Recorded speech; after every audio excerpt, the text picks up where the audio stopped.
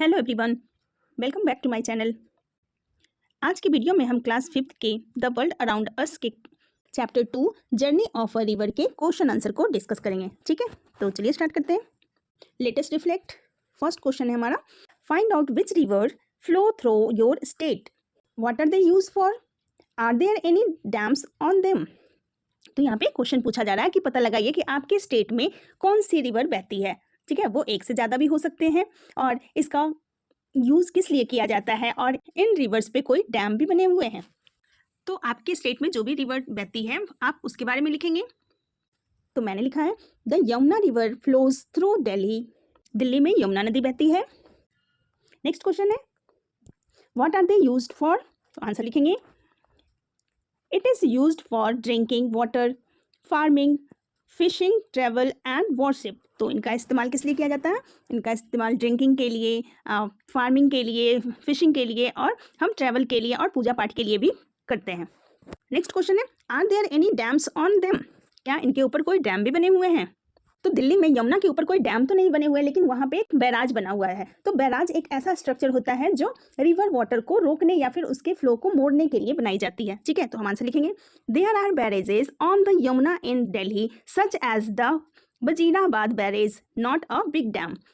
Next question है, ask your grandparents और parents to share any story और festival related to rivers in your region and present in the class.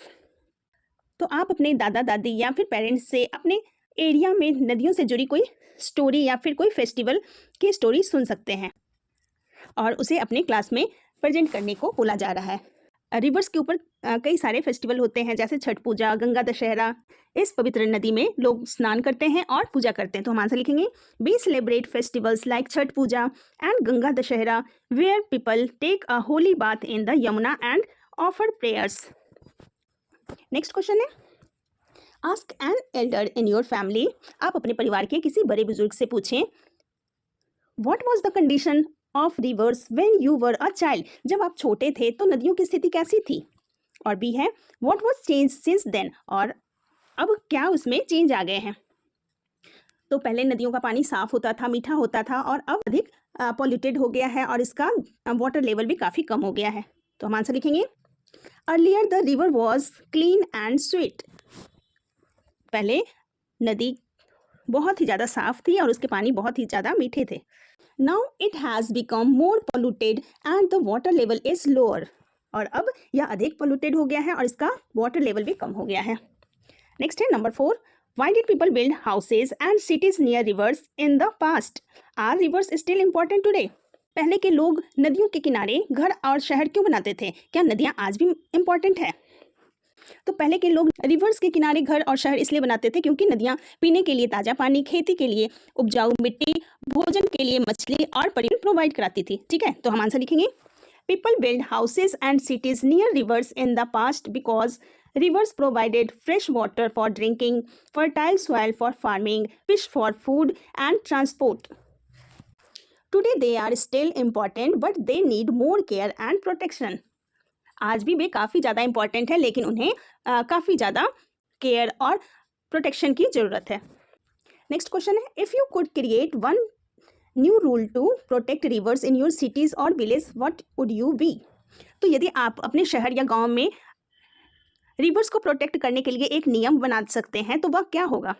तो answer लिखेंगे, I would make a rule that no one should throw garbage और dirty water into the river. तो मैं एक नियम बनाऊंगी कि कोई भी नदी में कचरा या गंदा पानी ना फेंके। People who break the rule should pay a fine और help in cleaning the river. अगर कोई इस नियम को तोड़ता है तो उसे जुर्माना भरना होगा और नदी की सफाई करने में मदद करनी होगी। ठीक है, तो हम इस तरह के रूल बना सकते हैं।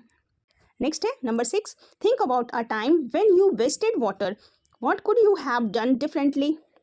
उस टाइम के बारे में सोचें जब आपने वाटर को वेस्ट किया हो, आप क्या अलग कर सकते थे। हम कई बार वाटर को वेस्ट कर देते हैं, जैसे कि once I left the tap running while brushing my teeth. एक बार मैंने दांत को ब्रश करते समय नल को खुला छोड़ दिया था।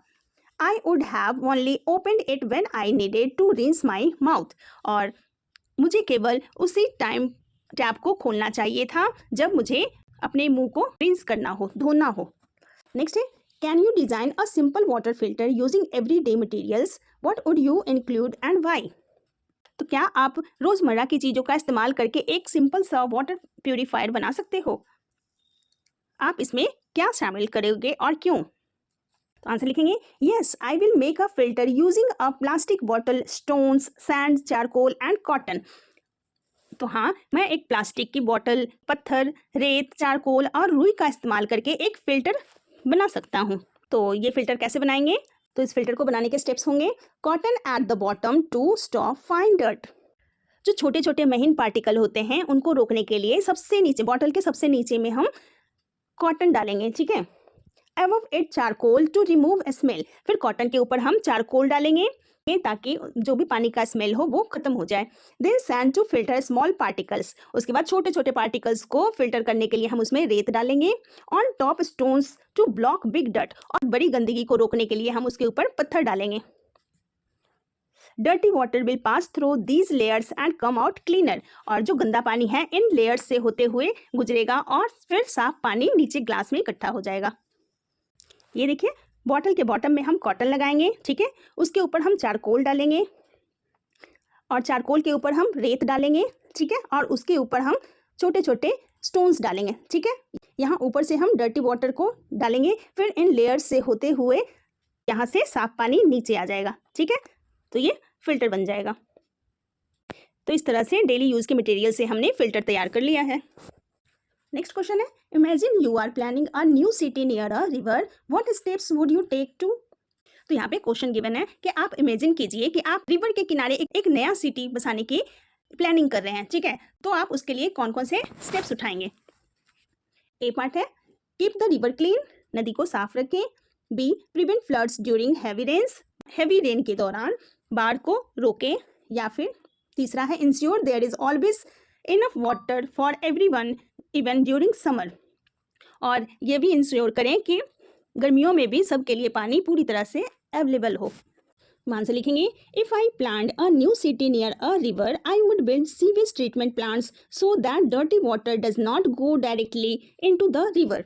तो अगर मैं किसी रिवर के पास एक नई सिटी बनाने की योजना बनाऊं तो मैं सबसे पहले सीवेज ट्रीटमेंट प्लांट बनाऊंगा ताकि गंदा पानी सीधे नदी में ना जाए, ठीक है। बी है, to prevent floods during heavy rain I would plant trees and build walls along the banks, और हैवी रेन्स के दौरान बाढ़ को रोकने के लिए मैं काफ़ी सारे पेड़ लगाऊंगा और नदी के किनारे किनारे दीवारें बनवाऊंगा। सी है, to ensure enough water I would store rain water and use it carefully, also repair leaking taps quickly. तो सभी लोगों को गर्मियों में भी प्रॉपर पानी मिले, इसको सुनिश्चित करने के लिए मैं रेन वाटर को स्टोर करूंगा और उसका केयरफुली यूज़ करूंगा, और जो भी लीकिंग टैप्स है उसको जल्द से जल्द रिपेयर करूंगा। तो ये थे आपके chapter 2 NCERT question answer. I hope आपके लिए ये काफ़ी हेल्पफुल रहा होगा। मिलते हैं फिर नेक्स्ट वीडियो में। Thank you so much.